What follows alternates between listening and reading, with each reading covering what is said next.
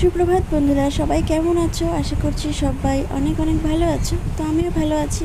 আজ দেখো নিয়ে চলে এসেছি মাছের তেল ডিমের চচ্চড়ি। তো মাছের তেল ডিমের চচ্চড়ির জন্য নিয়েছি ডিম, তেল আর পটকাও আছে সাথে। তো এর জন্য আরও সবজি লাগছে। দেখো এখানে নিয়েছি আলু, বেগুন ছোটো ছোটো করে কেটে নিয়েছি, আর এই যে পেঁয়াজ আছে আর পটল আছে, সাথে আছে কাঁচা লঙ্কা। তো এই সবগুলো কিন্তু আমি একটা টুকরো টুকরো করে কেটে নিয়েছি। এই সবগুলো দিয়েই কিন্তু হবে আজকে মাছের তেল চচ্চড়ি। তো তার জন্য দেখো তেলটাকে আমি প্রথমেই হলুদ এবং লবণ দিয়ে কিন্তু বেশ মাখিয়ে নিয়েছি। এবারে আমি তেলের মধ্যে কালো জিরে ফোড়ন দিয়ে একটুখানি খুন্তি দিয়ে নাড়াচাড়া দিয়ে নিলাম। এরপর দেখো আমি এই মাছের তেলগুলোকে এক এক করে কিন্তু দিয়ে দিচ্ছি এর মধ্যে।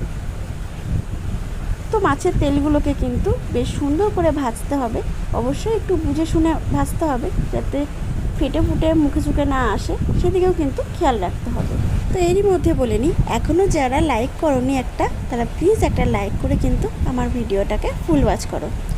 তো এরপর দেখো আমি কিন্তু একটা মিডিয়াম সাইজের পেঁয়াজ কেটে রেখেছিলাম, সেই পেঁয়াজটা কিন্তু এই তেলের মধ্যে দিয়ে দিলাম।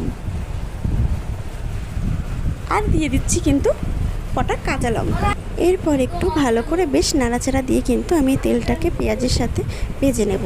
তো তেলটা ভাজা হতে হতে একটা কথা বলি, যারা আজ নতুন ভিজিট করেছো আমার চ্যানেলে তারা কিন্তু চাইলেই আমার চ্যানেলটিকে সাবস্ক্রাইব করে আমার পাশে থেকে যেতে পারো আমার বন্ধু হয়ে।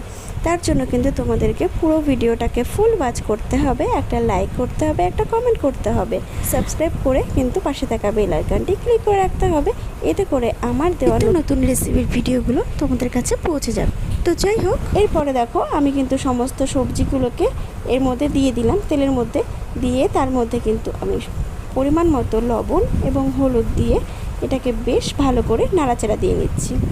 তো সবজিটা নাড়া দিতে দিতে একটা কথা বলি, যারা ফেসবুক পেজ থেকে দেখছো তারা কিন্তু চাইলেই আমার এই রেসিপিগুলো যদি তোমাদের ভালো লাগে তাহলে আমার ফেসবুক পেজটি তোমরা ফলো করে দিতেই পারো। আর রেসিপিটা কেমন লাগছে সেটা কিন্তু আমাকে কমেন্ট করে জানিও।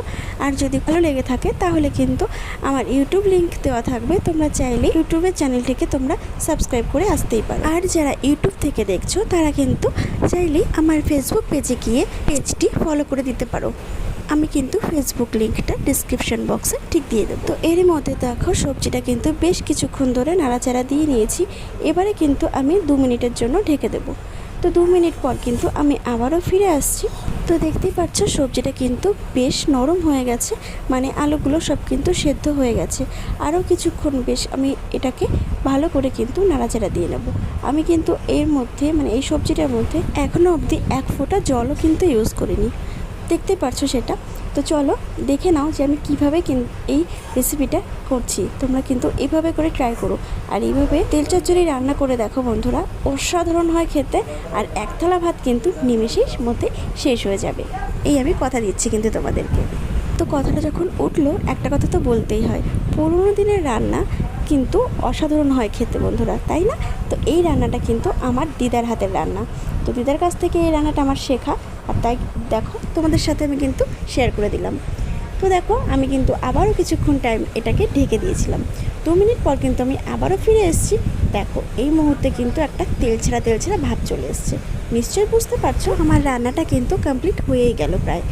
এর মধ্যে যদি একটুখানি ধনেপাতা কুচিয়ে দেওয়া যায় তাহলে কিন্তু অসাধারণ লাগে। তো দুঃখের বিষয় আমার কাছে কিন্তু ধনেপাতাটা ছিল না। আমি বলে দিলাম তোমরা রান্নাটা ধনেপাতা কিন্তু অবশ্যই দিয়ে নেবে। তো এতক্ষণ পর্যন্ত ধৈর্য ধরে আমার রান্নাটা দেখা আর আমার এই বকবকগুলো সহ্য করার জন্য তোমাদের সবাইকে কিন্তু জানাই অনেক অনেক ধন্যবাদ। তো আজকের এই রেসিপিটা কেমন লেগেছে তোমরা কিন্তু একটা কমেন্ট করে জানিও আমাকে প্লিজ। আর তোমরা কিন্তু একটা লাইক করে যেও। তোমাদের একটা লাইক আর একটা কমেন্ট কিন্তু আমার কাছে অনেকটা মূল্যবান। তোমাদের এই একটা লাইক কিন্তু আমার এই ভিডিওটাকে আরও 5 জনের কাছে পৌঁছে দেবে, আর একটা কমেন্ট কিন্তু আমাকে আরও উৎসাহিত করবে তোমাদেরকে নতুন নতুন রেসিপি দেওয়ার জন্য। যদি খুব ভালো লেগে থাকে ভিডিওটা তাহলে কিন্তু একটা শেয়ার করতে ভুলো না। যারা এই 3টে কাজ অলরেডি করে দিয়েছো তাদেরকে জানাই অনেক অনেক ধন্যবাদ। আজকের মতো এই অবধি, দেখা হবে আবার নতুন কোনো দিন নতুন কোনো ভিডিওর সঙ্গে। ততক্ষণ কিন্তু সবাই সুস্থ থাকবে, ভালো থাকবে এই জানিয়ে কিন্তু আজকের মতো আমি নূপুর বিদায় নিচ্ছি তোমাদের সবার কাছ থেকে। Tata, bye bye.